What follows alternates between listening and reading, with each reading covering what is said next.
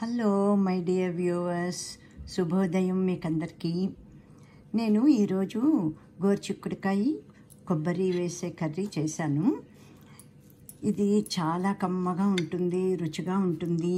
గోరుచిక్కుడుకాయలో మనకి ఫైబర్ కూడా ఉంటుంది, కొబ్బరిలో ప్రోటీన్ ఉంటుంది. అందుకని ఇది చెప్పాలంటే చాలా హెల్దీ కూర అన్నమాట. చాలా పాతది కూడాను. మా చిన్నప్పటి నుంచి మేము తింటూనే ఉన్న కూర ఇది. ఇది తెలియని వారు ఎవరైనా ఉంటే చేసుకుంటారు కదా అని నేను ఇప్పుడు ఈ పూట నేను చేసింది పెడుతున్నాను. దీనికి కావాల్సినవి ఏంటంటే గోరుచిక్కుడుకాయలు 1/2 కిలో,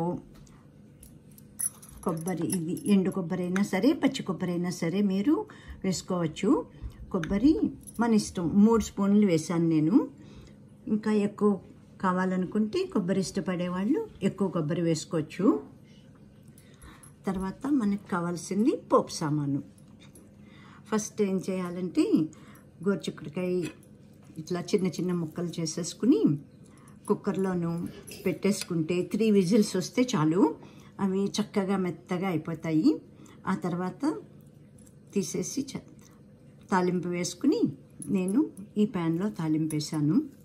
తాలింపులోనూ మినప్పప్పు, మామూలుగా మనం తాలింపు వేసుకుంటాం కదా, అలాగే మినప్పప్పు, జీలకర్ర, ఆవాలు, కరివేపాకు నేను పొడి వేస్తాను.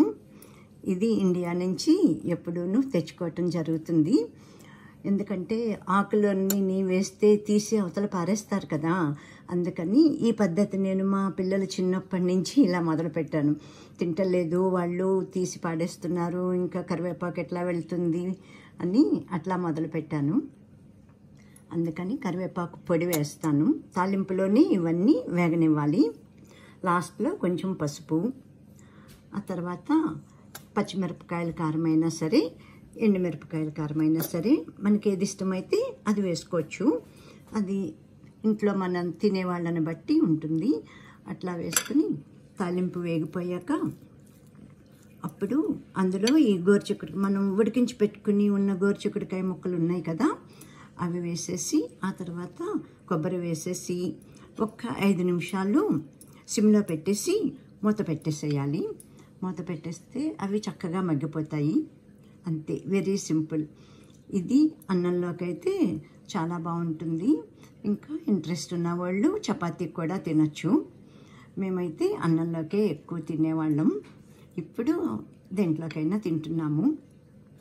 ఈ గోరుచిక్కుడుకాయలు ఎప్పుడు ఇంత మంచివి ఇక్కడ దొరకవు. ఇండియన్ గ్రాసరీస్లో చాలా లేతగా ఉన్న గోరుచిక్కుడుకాయలు దొరికినాయి ఈసారి. అప్పుడప్పుడు దొరుకుతాయి కానీ ఇంత ఫ్రెష్గాను ఇంత లేతగా ఉన్నవి దొరకవు. అందుకని ఇప్పుడు నేను చేశాను. చాలా బాగుంది. ఇది ఇండియాలో ఎలా ఉంటాయో గోరుచిక్కుడుకాయలు అలా ఉన్నాయి అన్నమాట. చూడగానే ఎంత ఫ్రెష్గా ఉన్నాయో అని అన్నాను మా అబ్బాయితోటి. అవునమ్మా, ఫ్రెష్ దొరికినాయి ఈసారి అన్నాడు. అందుకని ఇది ఇవాళ చేశాను. ఇవాళ తీసి పెట్టాను అన్నమాట, నా ఛానల్లో పెట్టాను. ఇది తెలియని వారు ఎవరైనా ఉంటే చేసుకుని మీరు చూడండి.